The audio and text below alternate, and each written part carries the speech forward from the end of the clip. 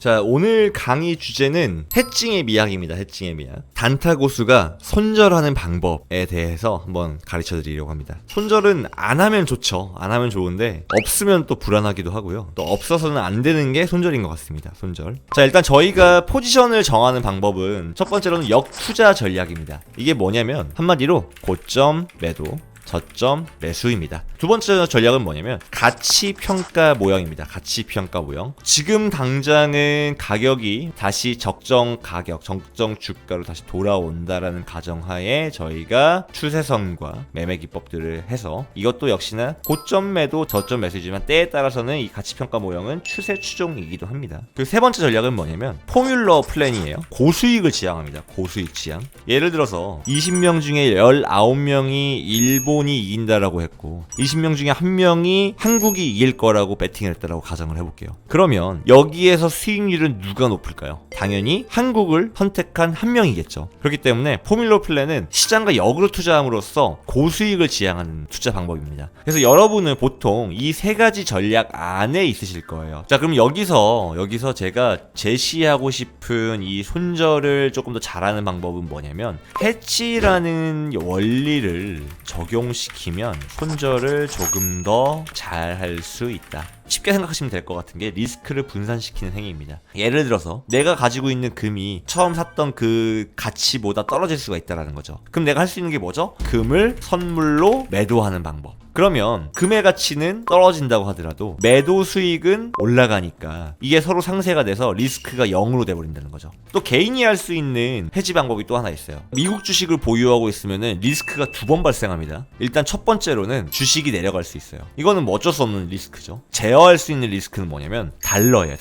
달러의 가치가 떨어지잖아요? 그러면 주가가 올라간다고 하더라도 달러가 떨어졌기 때문에 나는 수익이 크게 날 수가 없어요. 예를 들어서 주가가 5%가 올라갔다고 합시다. 근데 달러가 2% 떨어졌어요. 그러면 내가 미국 주식을 5%를 수익을 냈지만 그럼에도 불구하고 달러가 2%만큼의 손해를 봤기 때문에 결국에는 원화로 바꿔서 가지고 왔을 때 기대 수익은 2%만큼 떨어질 수밖에 없다. 그래서 총 3%밖에 수익이 안 되는 거죠. 그러면 여기서 할 수 있는 건 뭐가 있을까요? 달러를 매도를 하세요. 달러를 매도. 그러면 어떤 현상이 일어나냐면 달러가 떨어진다고 하더라도 달러 매도 포지션을 들고 있기 때문에 2%만큼 수익이 날 거고 리스크가 상쇄돼서 리스크가 0이라는 거죠. 그러면 이거는 제어할 수 있는 리스크가 되는 거고 이것만 내가 제어할 수 없는 중복 리스크가 아닌 단일 리스크로 이렇게 줄일 수가 있다는 거죠. 근데 여기서 제가 이제 제시하고 싶은 방법은 또 뭐가 있냐면 거래에서 해칭 방법이 있어요. 거래에서 해칭 방법. 반대 매매를 해볼 수도 있지 않을까요? 반대 매매. 예를 들어 120달러에 우연찮게 매수를 했다라고 합시다. 그러면 가격이 갑자기 이렇게 내려가기 시작을 하잖아요. 자, 112달러까지 내려왔어요. 그러면 내가 현재 120달러에서 112달러만큼의 지금 8달러만큼의 손해를 계속 보고 있는 상황이에요. 자, 근데 뚫렸어요. 뚫리고 나니까 92.50까지는 내려올 것 같아.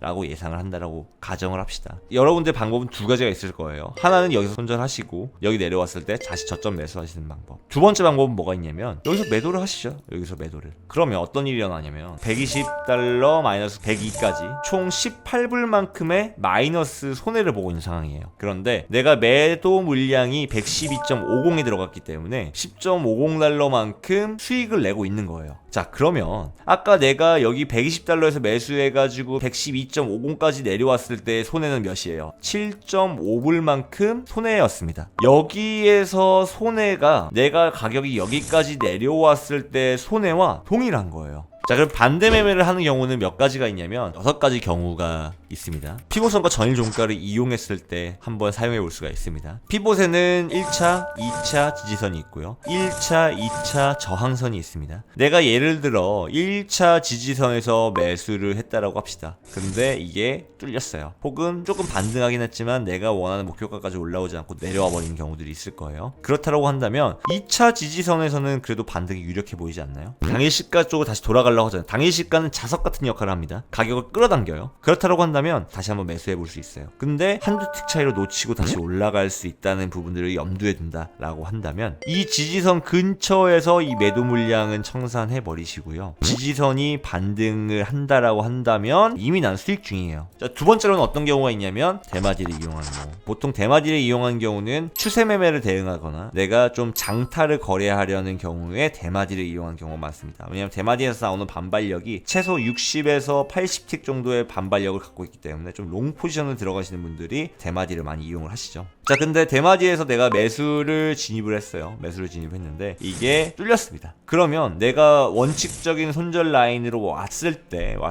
그 밑에 또 대마디가 확인되고 거기서 지지할 거라고 예측을 한다면 여기에서 한 차례 매도 물량을 한번 들어가 볼 수도 있는 거겠죠. 매도 물량. 그럼 다시 내려왔을 때 이 구간만큼 매도 물량은 수익 중일 겁니다. 여기만큼의 내가 최초 매도 들어갔던 포지션 이후로는 추가적인 손실이 발생하지 않은 거예요. 자, 그럼 이 지지선이 확인이 됐으면 이 지지선에서 한 차례 매도 물량 청산할 수 있겠죠. 자, 세 번째 방법은 뭐가 있냐면 세 번째 방법은 기준 추세대 밑에 대마디가 존재하는 경우. 패턴이라는 게 있는데 일정한 움직임을 보이다가 갑자기 어느 순간 불규칙적인 움직임이 보입니다. 이런 경우 발생하는 이유는 뭐냐면 갑자기 추세가 확장하거나 혹은 역추세가 나오는 경우에 이런 패턴이 보이기 시작을 합니다. 이 패턴이 보일 때 어떤 현상이 일어나냐면 기준 추세대가 뚫려요. 근데 뚫렸으면은 매도 추세로 가야 될 것 같은데 다시 올라와요. 또 지지 안 받고 내려서 또 기준 추세대가 훼손된 것처럼 보여요. 기준 추세대를 뚫었다고 한다고 하더라도 그 밑에 대마디 저항 혹은 지지선이 있다고 한다면 이 저항이 뚫리기 전까지는 아직까지 추세가 완벽하게 뚫린 게 아니다. 오히려 확장하기 위한 혹은 꺾이기 전에 보이는 패턴일 수도 있다라는 부분인 거죠. 무조건 원칙적으로만 대응해서 손절할 게 아니라 대마디의 위치를 한번 확인해 볼 수가 있을 것 같습니다. 자, 네 번째는 이평선 매매하실 때. 자, 지금 선들이 지금 이게 위에 있는 게 5일선, 밑에 있는 게 지금 21선인데요. 이랬을 때 여기에서 내가 매수를 한다라고 하더라도 뚫릴 수도 있잖아요. 자, 근데 밑에 지지선이 또 있어요. 21선 지지선이 있네요. 5일선 지지선이 뚫렸다 하더라도 21선 지지선은 그래서 반등할 수도 있겠죠. 그러면 또 이만큼은 반대 매매로 버텨보는 거예요. 다섯 번째 방법은 뭐냐면, 자, 저희가 볼린저 매매법은 뭐예요? 중간에 있는 21선이 지지선과 저항선의 역할을 하고요. 상단은 저항, 하단은 지지, 이런 식으로 밴드 안에서 가격이 왔다 갔다 합니다. 내가 만약에 여기에서 뚫렸다라고 한다고 하더라도 밑에서는 좀 반등을 기대해 볼 수가 있다라는 거죠. 마지막 방법은 뭐냐면 당일 평균값 이용하는 거. 내가 3거래일만큼의 일본 캔들의 평균치를 구하면 그게 높은 확률로 오늘 움직일 캔들의 고점과 저점의 진폭일 가능성이 높다. 그래서 이 6가지 방법을 좀 이용을 하시면 반대 매매 하시기가 좀 편할 것 같아요. 여기서 이 방법을 사용하실 때 주의하실 점 3가지만 아시면 좋을 것 같아요. 첫 번째로는 뭐냐면 둘 다 청산하기 전에 새로운 포지션을 잡지 마세요.